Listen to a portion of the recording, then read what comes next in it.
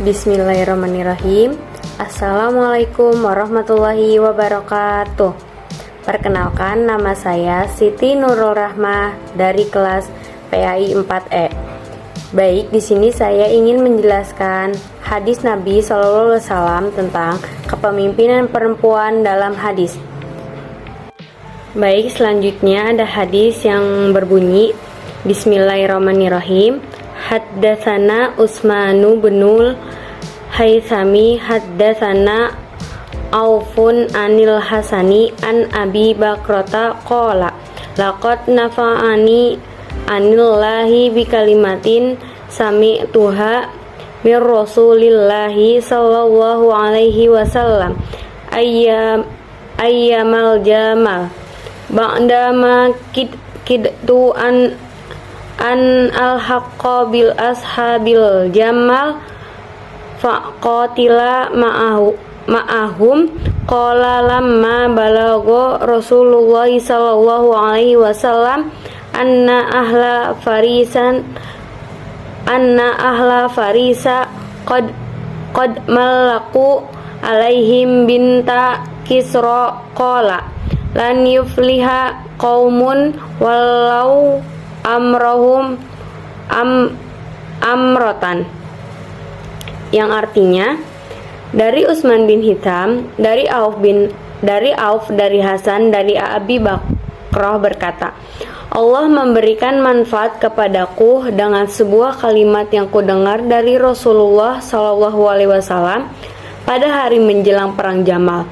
Setelah aku hampir membenarkan mereka asbabul jamal dan berperang bersama mereka. Ketika sampai kabar kepada Rasulullah SAW bahwa bangsa Persia mengangkat putri Kisra sebagai pemimpin, beliau bersabda, tidak akan beruntung suatu kaum yang menyerahkan urusan mereka kepada wanita. Hadis riwayat Bukhari. Baik, penjelasan hadis tersebut. Hadis ini diriwayatkan oleh Imam Al-Bukhari, salah satunya dalam Kitabul Fitan, bagian pembahasan tentang konflik atau fitnah. Selain diriwayatkan dalam Sahih Al-Bukhari, hadis ini juga diriwayatkan dalam Musnad Ahmad bin Hanbal, Sunan At-Tirmizi, Musnad At-Tabrani, juga Sunan An-Nasai. Imam Al-Bukhari meriwayatkan hadis tersebut dari jalur Utsman bin Haitham yang bersambung sampai sahabat Abu Bakrah yang bernama asli Nafi bin Al-Harith. Ada juga jalur periwayatannya yang dimuat oleh Imam Ahmad bin Hanbal dari Muhammad bin Al-Muthna. Untuk redaksi matan hadis seperti di atas, mayoritas merujuk pada Abu Bakrah. Secara status hadisnya sendiri, para ulama menyepakati bahwa hadis ini berkualitas sahih. Nah, salah satu konsekuensi hadis yang dihukumi sahih adalah ia dapat menjadi dasar hukum atau hujjah dalam syariat. Dari pertanyaan Nabi, tidak akan beruntung suatu kaum yang menyerahkan urusan mereka kepada wanita. Inilah debat panjang soal kepemimpinan perempuan terjadi. Nah, para ulama juga berkomentar, khususnya ahli hadis dan ahli fikih, tentang makna riwayat Abu Bakrah tersebut. Para muhaditsin sudah menyepakati bahwasannya kesohihannya salah satunya karena telah memenuhi standar Imam Al-Bukhari. Imam At-Tirmizi juga menyebabkan hadis hasan sahih. Selanjutnya ada asbabul wurud. Sebab diturunkannya hadis tersebut oleh Abu Bakrah adalah ketika konflik politik meruncing antara kubu Sayyidah Aisyah dan Sayyidina Ali bin Abu Thalib yang menjadi pemicu perang Jamal pada tahun 36 Hijriah. Posisi politik Abu Bakrah sendiri disebutkan tidak berpihak kepada kubu Sayyidah Aisyah dan mendasarkan sikapnya pada pernyataan Nabi di atas. Para pensyarah hadis menjelaskan peristiwa apa yang menyebabkan Nabi berujar demikian. Cerita tersebut ada di negeri Kisra, salah satu bagian dari negeri-negeri Persia yang memiliki seorang raja yang terbunuh. Ternyata pembunuh sang raja tersebut adalah anak lelakinya sendiri. Terus intrik demi intrik terjadi dalam kerajaan, dan singkat cerita diputuskan untuk mengangkat raja dari anak perempuan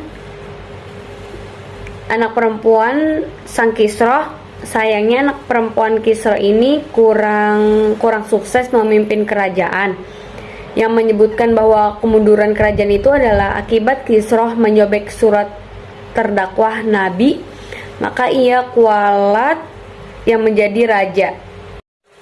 Salah satu argumen disajikan oleh Imam Al-Munawi dalam Faidul Qadir tentang hadis tersebut. Disebutkan bahwa suatu kaum atau golongan tidak akan sejahtera jika dipimpin perempuan, karena lemahnya pemikiran perempuan. Selain itu, berdasarkan keterangan Al-Munawi, perempuan adalah aurat, merupakan suatu pantangan bagi perempuan untuk menjadi pemimpin, karena pemimpin perlu banyak tampak di kehidupan masyarakat.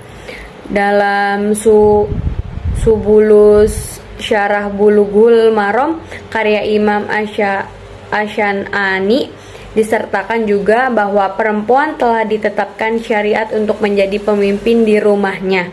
Hal ini meniscayakan bahwa urusan domestik rumah tanggaan adalah tanggung jawab perempuan, dan di sanalah ia dapat memimpin rumah tangga mereka.